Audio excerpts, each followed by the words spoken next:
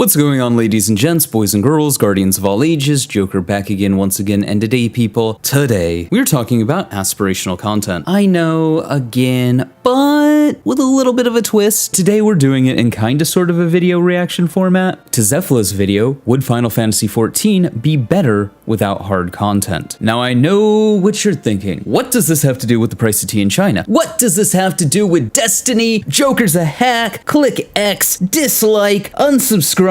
Destiny is a game that is polarized when it comes to difficult content. And it seems like even the devs, or at least the social media managers, don't quite get hard content or the point of hard content, and treat it like some sort of moral quandary. The haves and the have-nots. There seems to be this mentality, and not just with Destiny, but gaming in general, of a game that's not for everyone isn't a game that should be made, in my opinion. At the end of the day, go kill yourself, man. Look at our own game, Destiny. From the PvP needs removed crowd, to the adept weapons shouldn't be gatekept behind hard content crowd, to the Trials of Osiris needs dumbed down even more for casual players. And I know because somebody's inevitably going to go, "But Joker, didn't you advocate for removing the flawless requirement?" To which I say, one, I did an entire video explaining my opinion on that. And two, because I know people can't be bothered to watch a video, the TLDR on my opinion is, because my opinion doesn't exist in a vacuum, in a perfect world, my ideal Trials of Osiris would be the Destiny 1 iteration. I honestly believe it's the best version of Trials of Osiris. However, Bungie in Destiny 2 cannot seem to support Trials of Osiris the way that it supported it back in Destiny 1. So instead of leveraging proper incentive like Destiny 1 did, Bungie has decided that it'll punish good and mid-tier players in the hope that the elusive casual audience will be drawn to Trials of Osiris, instead of catering to people most passionate about the mode. With that in mind, isn't it better to remove the point of contention than to punish players? It's the lesser of two evils. Nuance, I know, weird, right? But hey, details. Now, we're not here to retread my opinion on Trials of Osiris. We're here to, as all good content creators will do when they need to get a video out, use somebody else's content as a framework to talk about Destiny. So without further ado, I present to you the wonderful Zepla and her video, Would Final Fantasy XIV be better without hard content? With of course yours truly adding commentary to various points. There's something I really wanted to address, and that is the fact that I've actually seen a fair number of people say, why do we even need ultimate raids? Why do we need ultimate in this game? Ultimates are content that a tiny fraction of players will even try, and even fewer people will even actually manage to clear the content successfully. So with that in mind, what is the point of making something that so few people will even have a chance to personally enjoy in the game? Like, you can see where some people are coming from with that. Like, would 14 be better without ultimates? But obviously, you know what I think about that, and that is absolutely not. Absolutely not. But I think people don't fully understand why ultimates are good, besides just giving like super hardcore players something to do, right?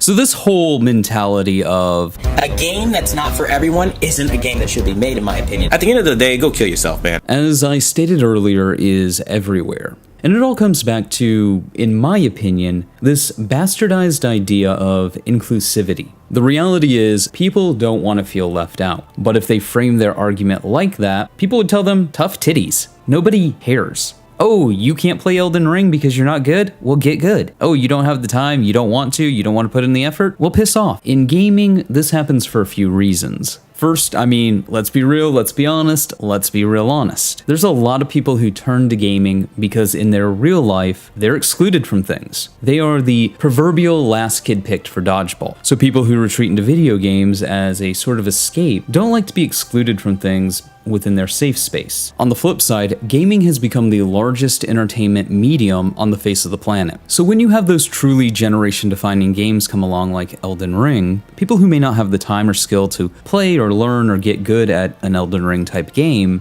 feel left out of the conversation around the proverbial water cooler. I mean, think about it. How many games or TV shows or movies or anime or whatever it may be have you watched or looked into because it was popular at your place of employment? Because everybody around you was talking about it and you wanted to be part of that conversation. With a TV show, it's easy. With a game, not so much. And the annoying part about that is when people can't just admit that that's the reason they want things dumbed down and made easier. It's like they're ashamed of it. So instead instead of putting in the time and effort that it would require to get good, they often do things like throw people with disabilities under a bus. Regardless of intent, the goal is the same: the dumbing down of games in the name of inclusivity and accessibility. Developer vision be damned. To abuse a quote, it's like telling a man he can't have a steak because a baby can't chew it. And so today, I wanted to talk to you a little bit about the concept of a Halo product, a Halo car, for example. Like, from giving you an example from the car world. So you might be familiar with a little company called Toyota. Oh no, car metaphors. I'm not much of a car guy. Well, Toyota is a company that's given us the Corolla, the Camry, the RAV4, probably the most boring and common, the most uninspired cars on the whole planet.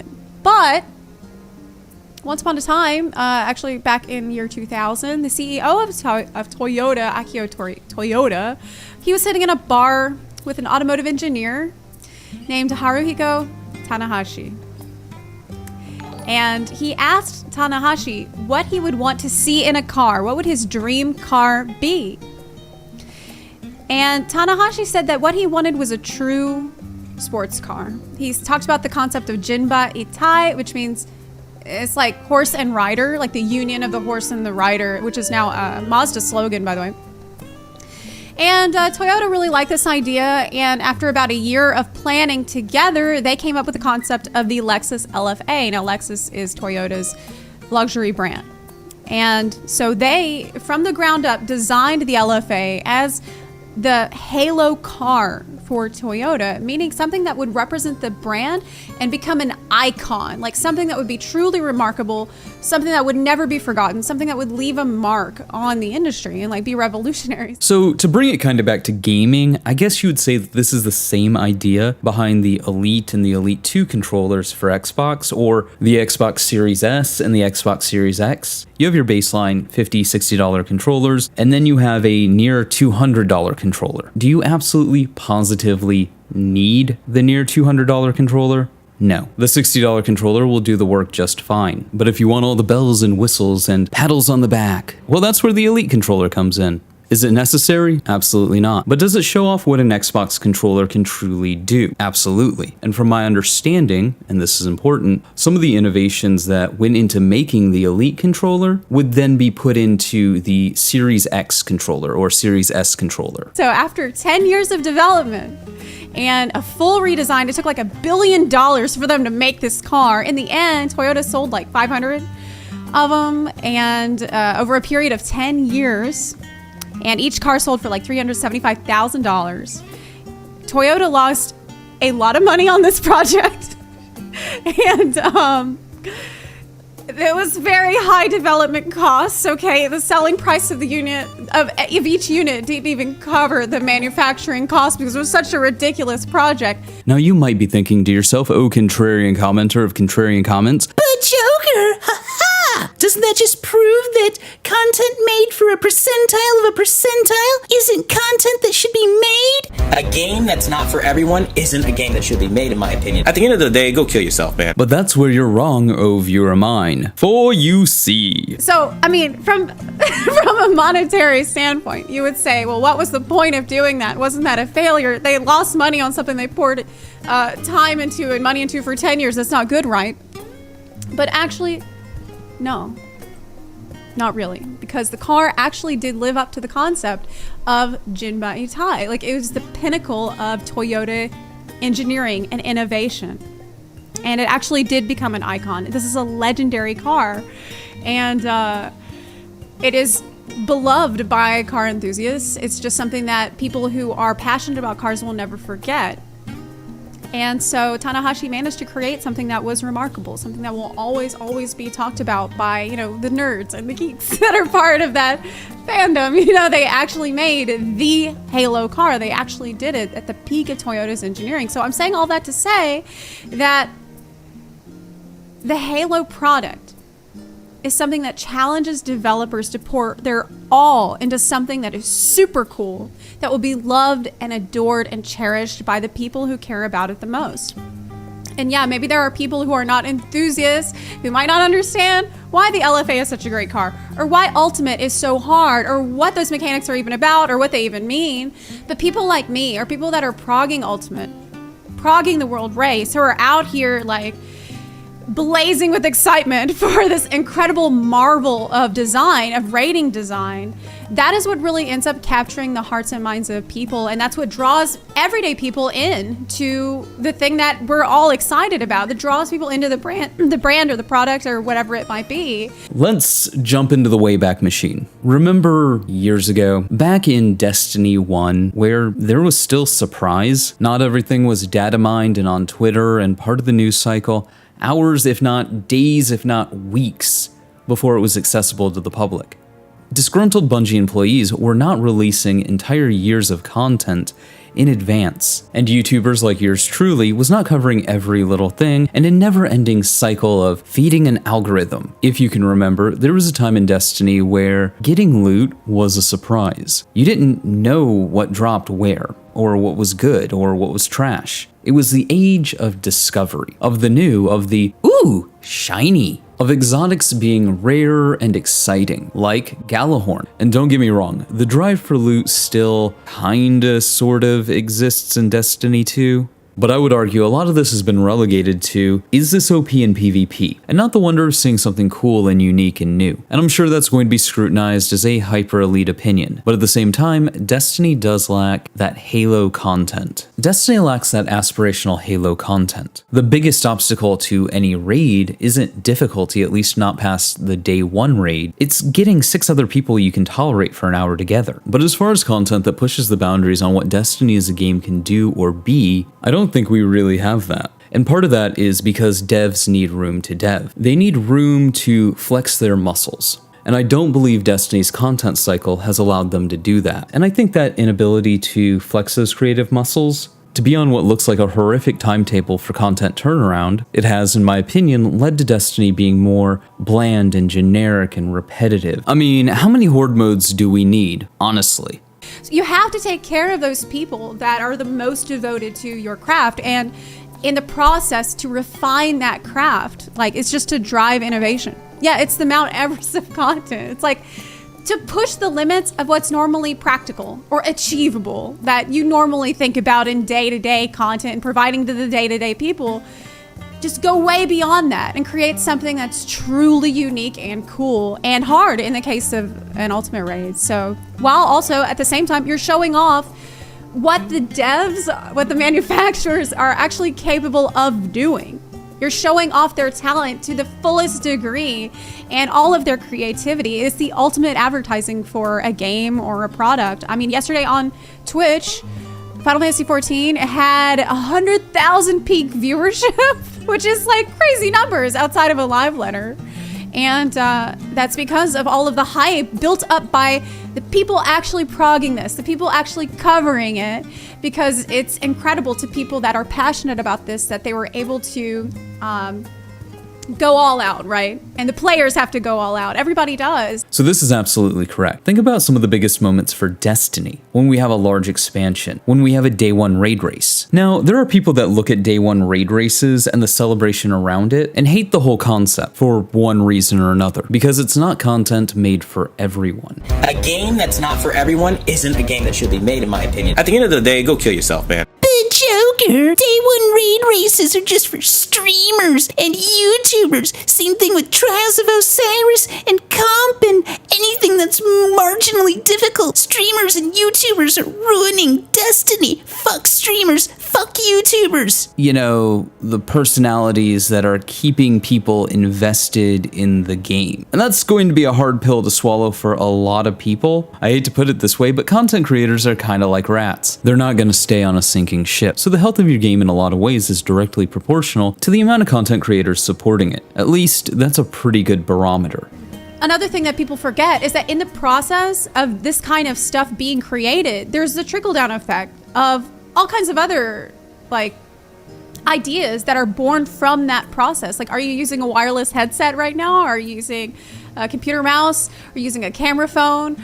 athletic shoes, workout gear, I think power tools, Invisalign. Like, you could literally go on for days and days and days talking about stuff that we use every day that came out of the space race, that came out of the innovations that were necessary to go where no man has gone before, like to go far and beyond and to innovate. So I feel like the time developers spend creating these new kinds of mechanics and being creative about content in extreme settings gives us stuff that we have never seen before, and it will benefit the game as a whole, because they'll remember, oh, well, remember that limit cut thing? Like, we've started to see, sometimes you'll see like ultimate mechanics pop up in other places.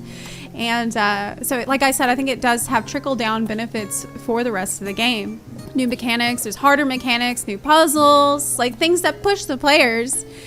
And it just, I think overall it does provide players with more content by stimulating the creativity of the developers, and it gives us, of course, the ability to showcase the game in a way that doesn't make it seem like just every other MMO. Like, it doesn't make it just blend in with all the others and a myriad of other MMOs that exist, but it's like, wow, but look at what's going on in there right now. Isn't that just so crazy and so difficult? Like, it captivates your mind to see something like Ultimate World Race go on, to see like people being, not only the devs being challenged to create it, but the players being challenged to go through it in a way that you'll never see in another game. This is unique to Final Fantasy XIV. I think Ultimate is it's the Lexus LFA of Final Fantasy XIV. It's the space exploration of Final Fantasy XIV. So I think that it's something that it generates excitement for the brand and reinvigorates people's love and interest and passion for the brand. And it makes content creators and people who are super devoted, gives them something to really, really sink their teeth into. I think it's a beautiful thing.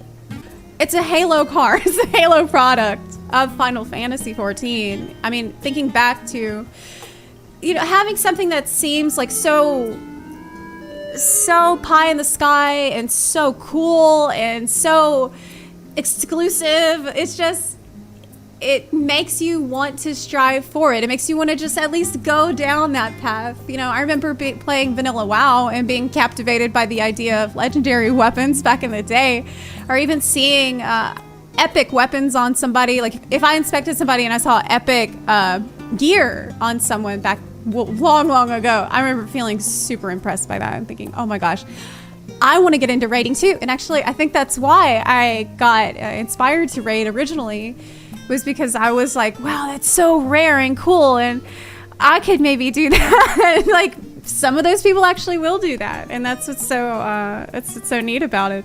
Recently, Final Fantasy had their 6.1 patch, and one of the cool things about it was how the Final Fantasy XIV dev team actually went back to A Realm Reborn and updated some of the dungeons with more modern mechanics to train people how to play the endgame of the current game. Now, think about that for a second. Instead of going, "But Joker, this is old content that no one plays," in the case of Destiny, the Final Fantasy XIV dev team said, this is content that exists, and it is content that is part of our vast library of content, and it kinda sucks. So instead of putting that content into a proverbial content vault, they made the choice to reprise the dungeons. And it's not like Destiny has never done this before. In Destiny 1, we had the Siva versions of strikes. Going back and revamping strikes, updating them, that might seem like a waste of time to some people. I mean, why not just make new strikes? Except, what's more realistic? Getting new strikes, or going back and revamping and adding mechanics to ones that exist? We get a new strike, maybe two, once a year? So if that's going to be the case, Bungie needs to utilize what they already have and make it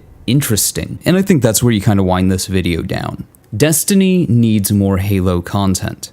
That pinnacle aspirational content that, yeah, it's only for a handful of people, because it creates aspiration. But on top of that, it creates room for developers to breathe and create. If a mechanic is too hard, then it won't trickle down. But if a mechanic is fun and interesting and catches on, then we might start seeing that in different strikes and seasonal content and dungeons and raids and stuff like that. And that's a win across the board. But people need to be willing to accept that there's going to be content that they're not going to be able to get the rewards from, or at least it seems like they're not going to be able to get the rewards from, because if the cream of the crop of that content trickles down into other content, you will be rewarded in the long run, because you get new, cool, interesting content that was basically tested already in these harder, more pinnacle arenas by some of the best players in the game. But hey, those are just my thoughts. Let me know yours in the comments below. Remember to like, but only if you did. Subscribe for more.